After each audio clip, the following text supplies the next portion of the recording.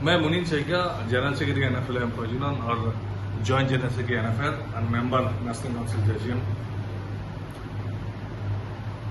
24 अगस्त 2024 में prime minister जी ने नेशनल काउंसिल JCM मेंबर को बुलाया था regarding modification of NPS system.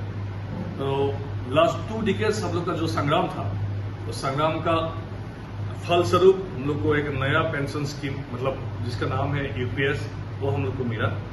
जो डिमांड हम लोग का मेन डिमांड था, मेरा लास्ट जितना भी भाषण है आप लोग सुन लीजिए, मैं हर जगह पे मैंने यही बोला था कि हम लोग को OPS चाहिए, नहीं तो गारंटेड पेंशन चाहिए, और जो फैसिलिटी OPS पे है सब कुछ पेंशन स्कीम जो भी नाम दे उसमें हम लोग को देना चाहिए। नाम से कोई मतलब नहीं है, इसका नाम OPS हो, NPS हो, UPS हो, JPS हो, जो भी हो, नाम से कोई मतलब नहीं है। But we want all the facilities provided in the OPS in a pension scheme given by the government. So ये हम लोग का डिमांड था। हम लोग का डिमांड था लास्ट वेतन का 50% प्लस DA पेंशन के हिसाब से गारंटेड पेंशन के हिसाब से हम लोग को देना पड़ेगा।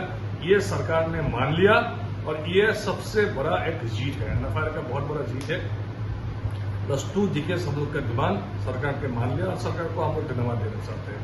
सरकार को और धन्यवाद देना चाहते हैं कि सरकार ने फैमिली पेंशन का व्यवस्था किया, सरकार ने मिनिमम पेंशन का व्यवस्था किया, इस तरह सरकार को धन्यवाद देता हूं।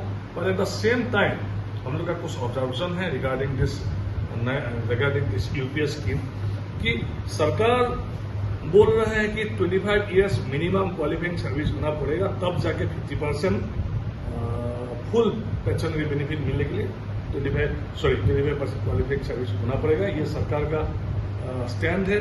और हम लोग का डिमांड है कि ये 25 साल हटा के 20 साल करना चाहिए, नंबर 1। नंबर 2, सरकार बोल रहा है कि at the time of retirement हम लोग से जो 10% काट के ले रहा है।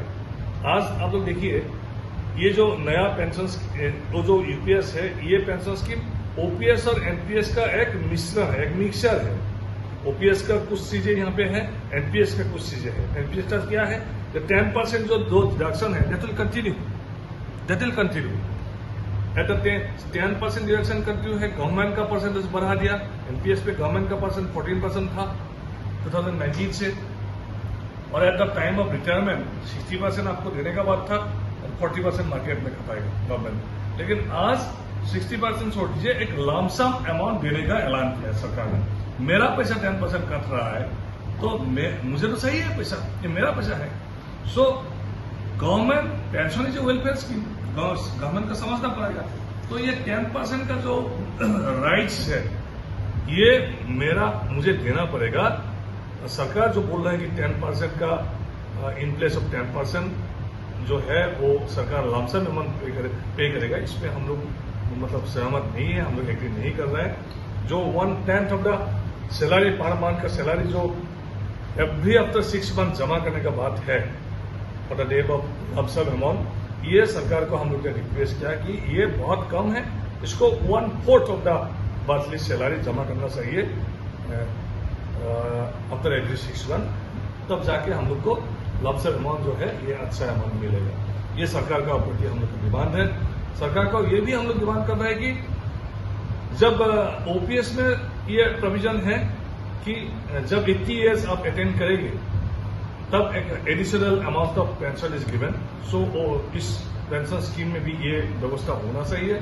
सरकार को ये भी हम लोग का डिमांड है कि पे कमीशन रिवीजन होने का साथ ही साथ ये पेंशन स्कीम में भी पेंशन रिवाइज होने का व्यवस्था होना चाहिए।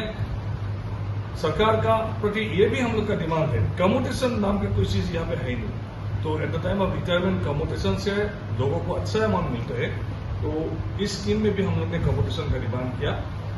ये कुछ हम लोग ने जो स्टडी किया 1-2 दिन में, ये बातें हम लोग को नजर में आया।